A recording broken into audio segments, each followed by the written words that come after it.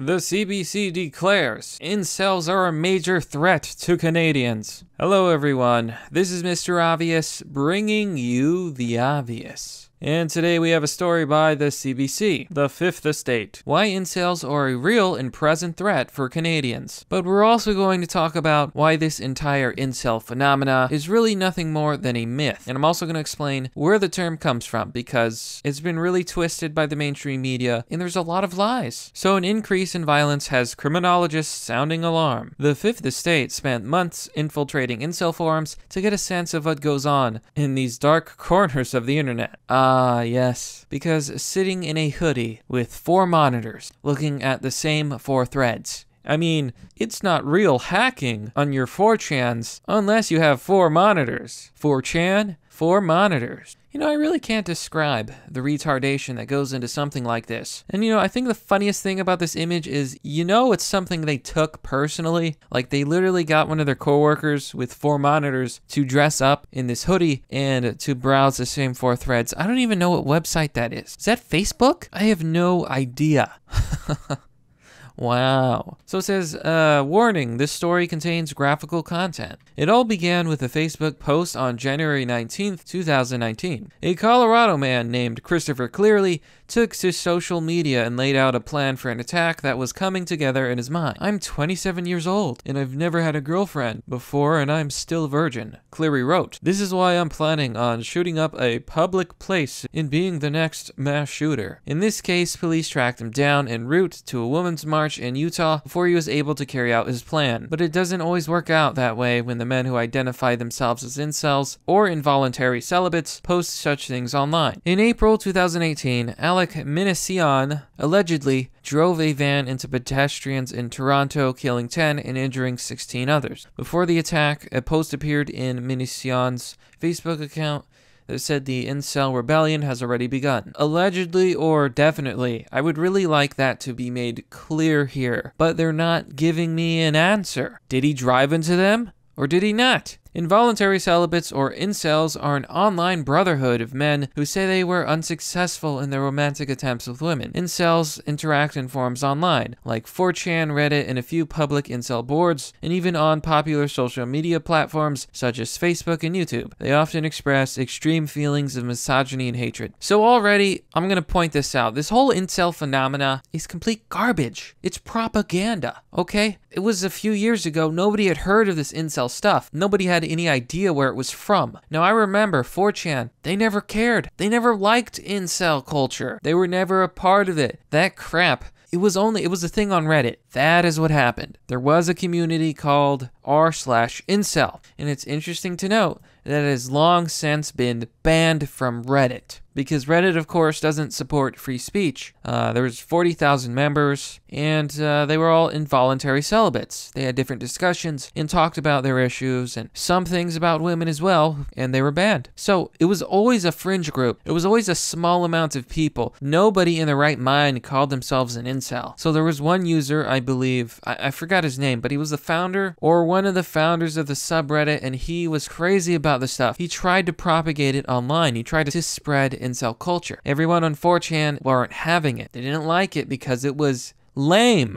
It was never big on 4chan. I'm trying to make that clear. The mainstream media has no idea what they're talking about. In fact, here's the irony of it. This crazy, insane man who wanted to spread the incel culture far and wide and basically get more people to join his cult had the last laugh because the mainstream media was so stupid. They're so hungry to push their narratives that they spread the word incel everywhere into the mainstream. So now it's a mainstream term, even though it was never a mainstream thing. It's never been a legitimate threat. It's never been an issue. Not until the mainstream media perpetrated it. They want a villain. They want boogeymen. They want people they can blame as they manipulate you, lie to you, and brainwash you into believing the mainstream narrative. In the worst cases, their online misogyny turns to violent fantasies, where many online encourage rape, violence, and in some cases, killing. Experts interviewed by the Fifth Estate have identified 120 instances of extreme violence in Canada by right-wing groups, including incels, in the past 30 years. This is compared to only 7 by Islamist-inspired extremists.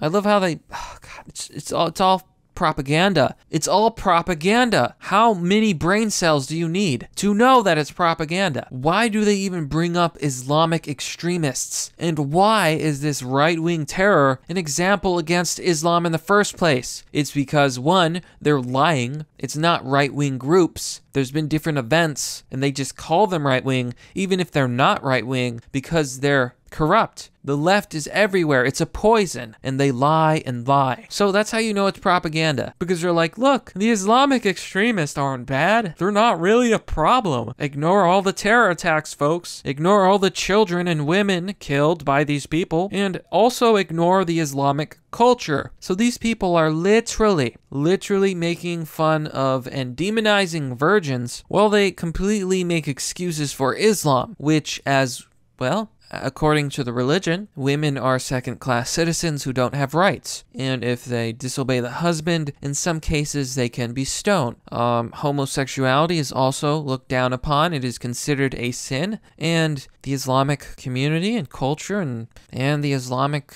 states have been known to show these people the effects of gravity off of high buildings. So these people, Canada, and it's not just Canada, it's the mainstream left in general. This is happening in Europe, it's happening in the United States. They literally ignore what's wrong with things like Islam and showing how regressive they are, and then they attack virgins. They attack supposed incels, because now that's become the go-to insult. If you're a virgin, you're an incel. You must hate all women. That must be why you're single or whatever. Even if you're not a virgin, even if you're just single, they'll call you an incel. It's literally just a new word for virgin. It's just a new word for nerd. It's just a new insult. Authorities in Canada and the US are often quick to call these incidents lone wolf attacks, but criminologists and sociologists are sounding the alarm on incels and other growing internet subcultures that promote extreme violence.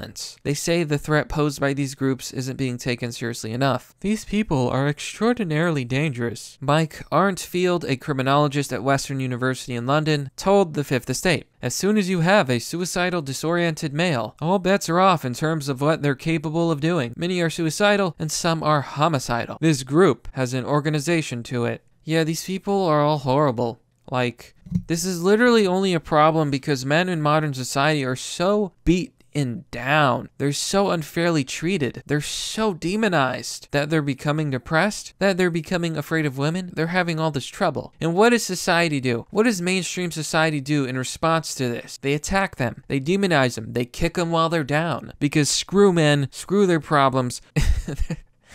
The fact is, it's not that they don't want incels to exist. They want them to exist so they can demonize them.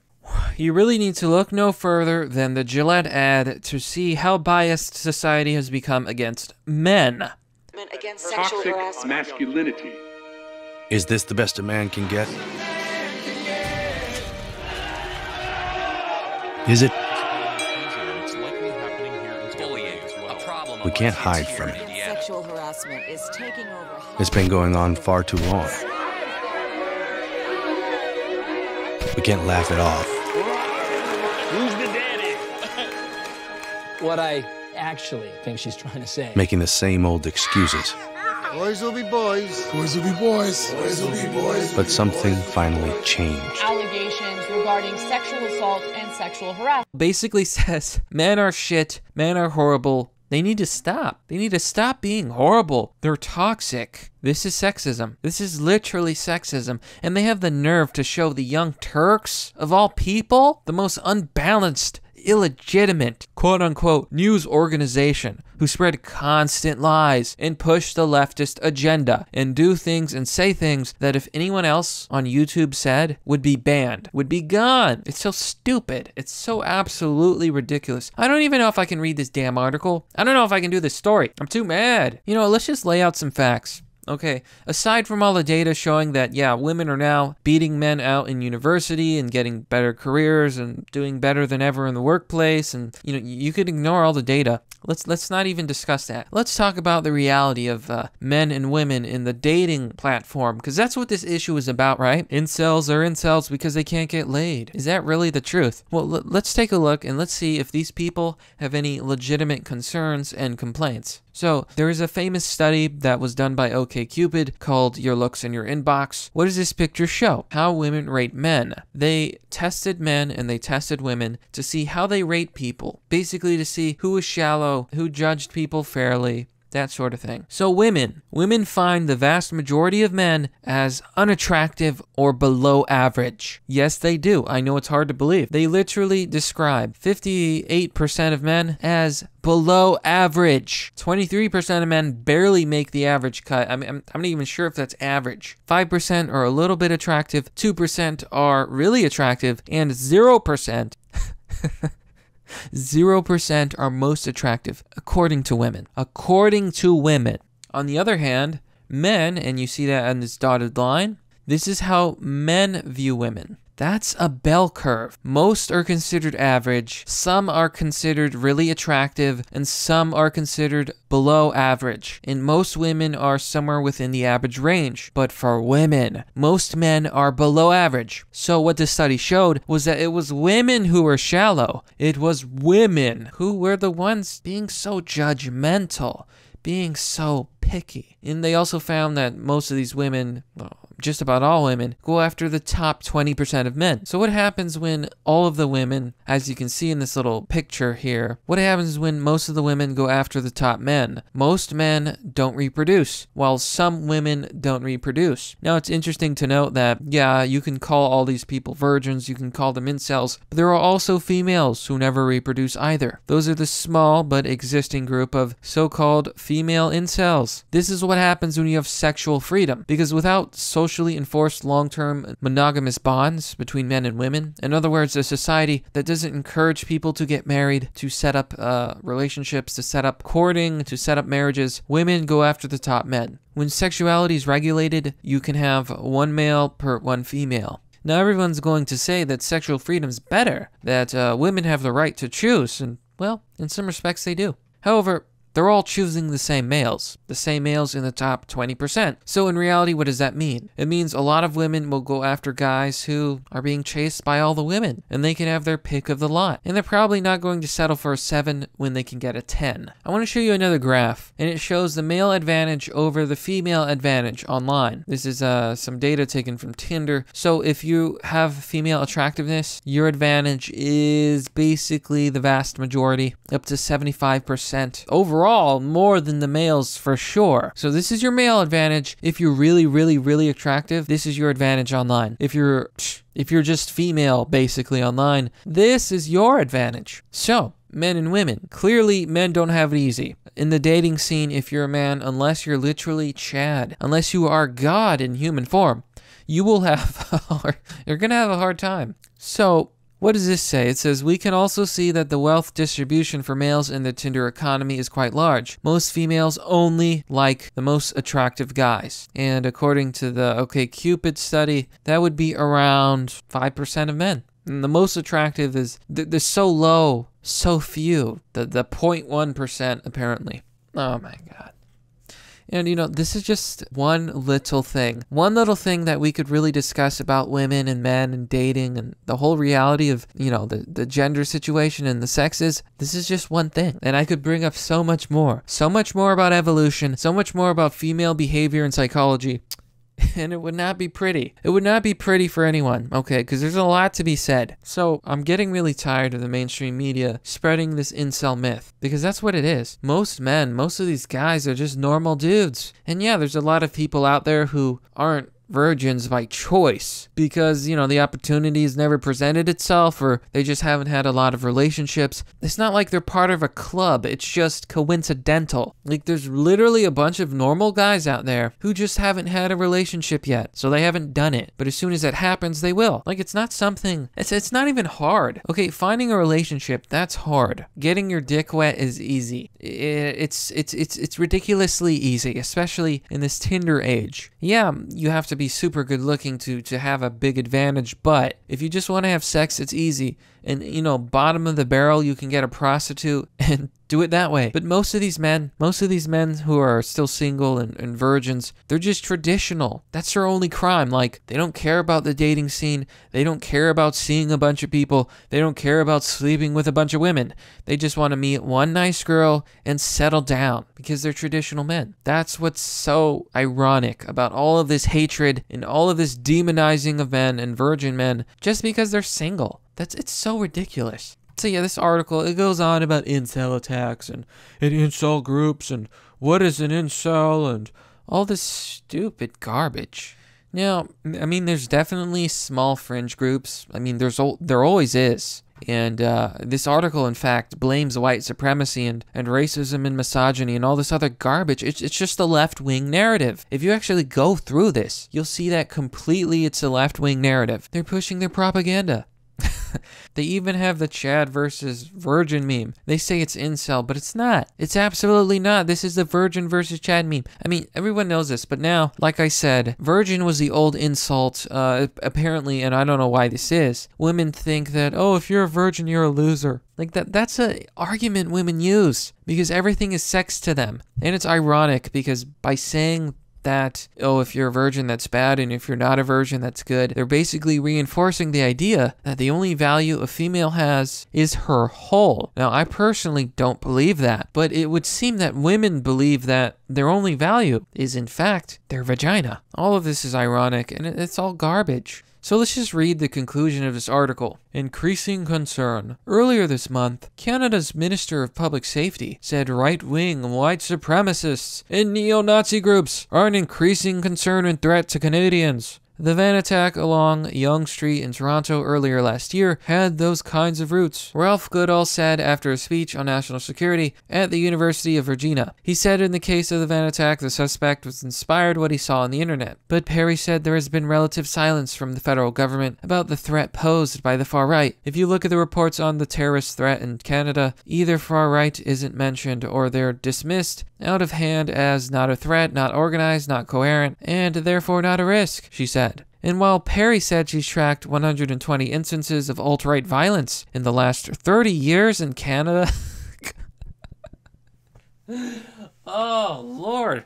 30 years! That's basically nothing. That's a drop in the bucket. More people die from refrigerators and vending machines and shark attacks. I mean, honestly, it's just a lie. They call everything slightly right of center and everything slightly right of left as alt-right, as far right. How come they don't talk about the threat of the far left? Why don't they talk about the threat of extremist Islamic groups? Why don't they tell the truth? Because they're liars, and the left has infected our governments. They've infected the West, and they will destroy us. Okay, so the next time you see the media talking about incels, just know that they're full of shit. They're calling everyone right-wing. They're calling everyone incels. They're making all these claims, and none of them are true. Very few of their concerns are real concerns. And just know that the whole incel subgroup was always fringe. It was never a thing. 4chan has nothing to do with it. Let's just get that out the window,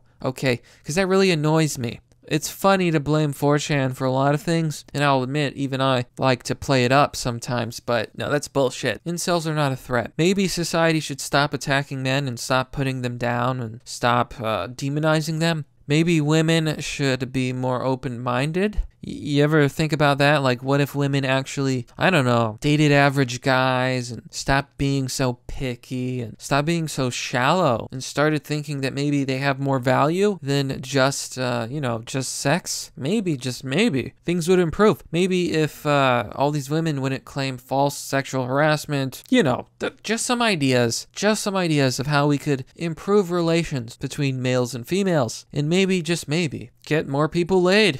Because really, that's what I'm getting from all this. Apparently, if you haven't been laid, you're a threat. So, everyone listening, have sex. Have sex.